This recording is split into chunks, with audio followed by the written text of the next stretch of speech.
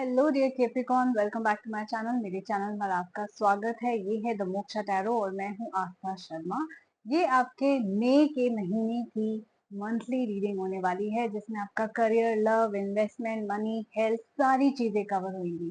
तो अगर आप सन, मून या राइजिंग कैप्रिकॉर्न यानी कि मकर है, ये रीडिंग आपके लिए है। तो चलिए शुरू करते हैं। लेट्स सी ये महीना आपके लिए कैसा होने वाला है। अगर आप मेरे साथ पर्सनल रीडिंग, रिचुअल्स या किसी भी तरीके का सेशन बुक कराना चाहते हैं तो आप एंड तक बने रहिएगा। मैं आपको और इन्फॉर्मेशन दूंगी कि किस तरीके से बुकिंग करनी है एंड क्या क्या सर्विसेज मेरे पास अवेलेबल हैं। Okay.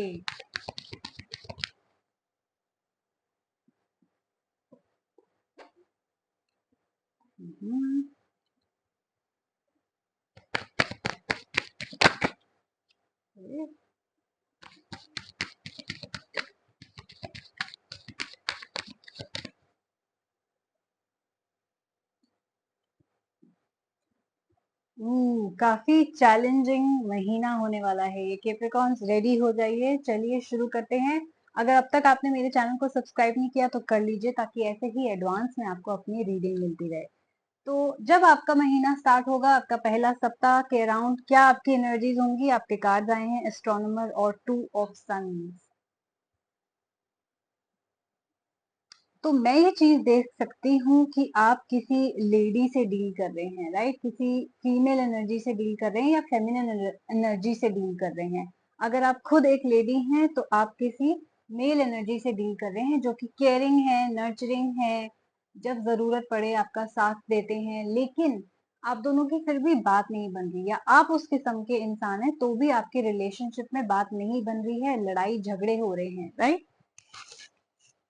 Yes, sorry, I was just checking कि माइक ठीक है या नहीं।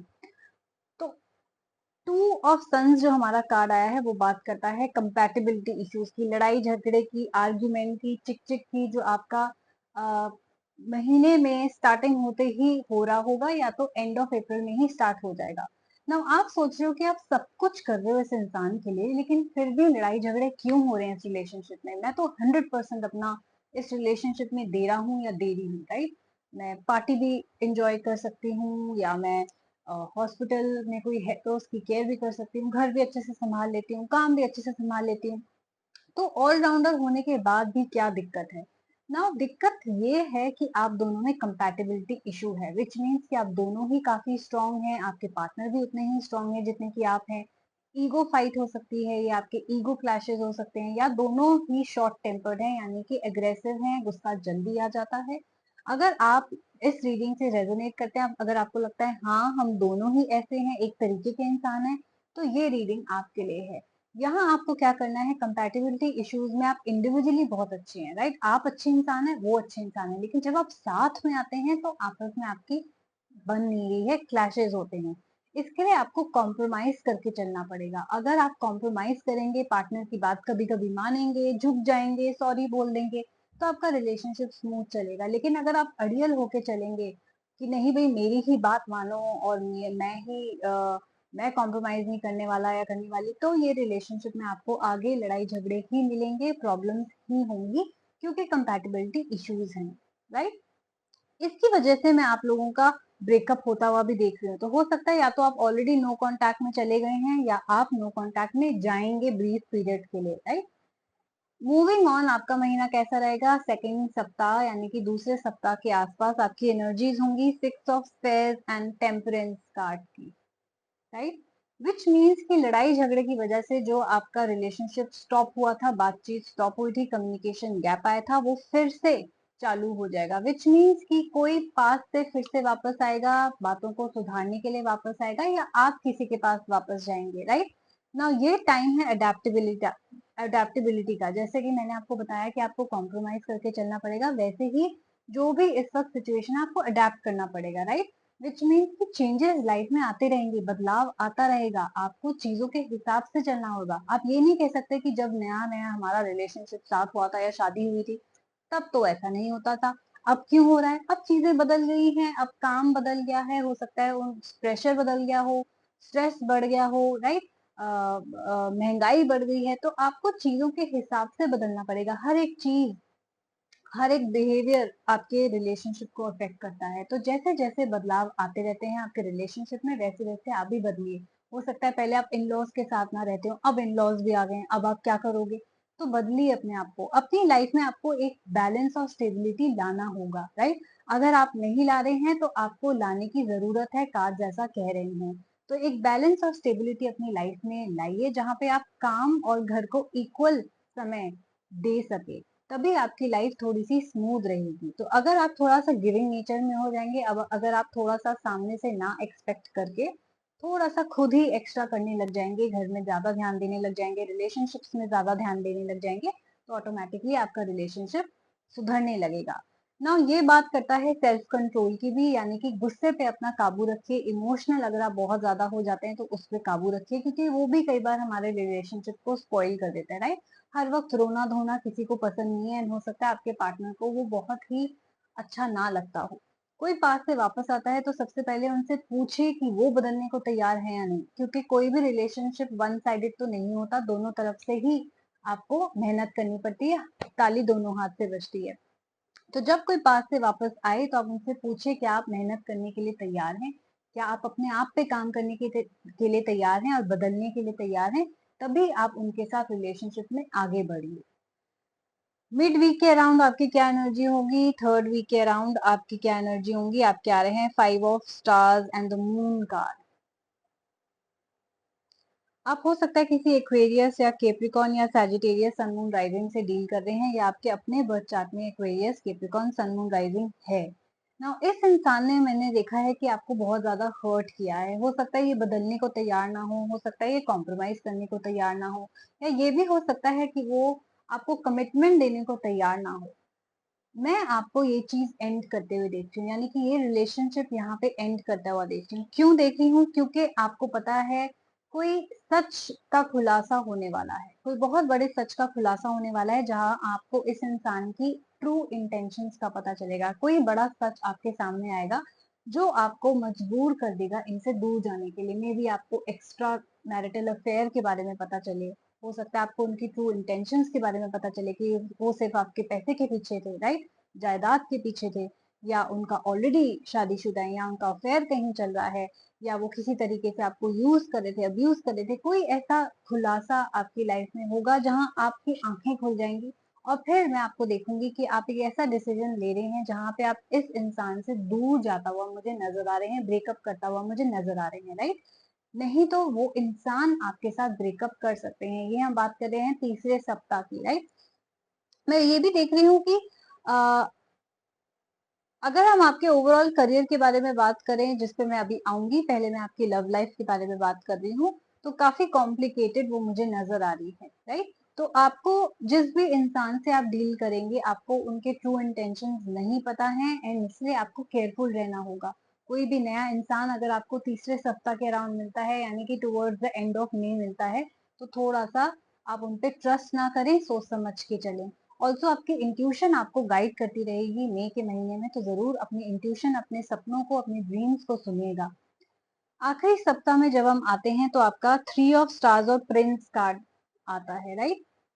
मैं देख रही हूँ कि हो सकता है आप कोई जॉब चेंज भी कर रहे हो मई के महीने में, राइट?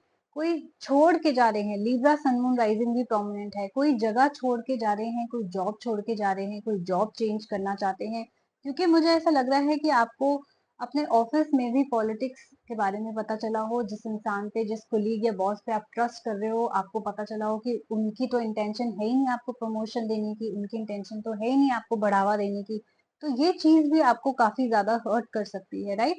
ऑफिस की पॉलिटिक्स में भी आप देख सकते हैं कि जब मई का महीना स्टार्ट होगा तो आर्ग्यूमेंट्स हो सकती हैं, फाइट्स हो सकती हैं, पॉलिटिक्स हो सकती हैं। स्पेशली खास करके अगर ये आपके बॉस हैं, तो आपको थोड़ा सा झुक के चलना पड़ेगा, आपको ही कॉम्प्रोमाइज करना पड़ेगा, चाहे वो सही है या नहीं, क्योंकि उनके पास इस वक्त पावर है, राइट? जो आपके पास नहीं है।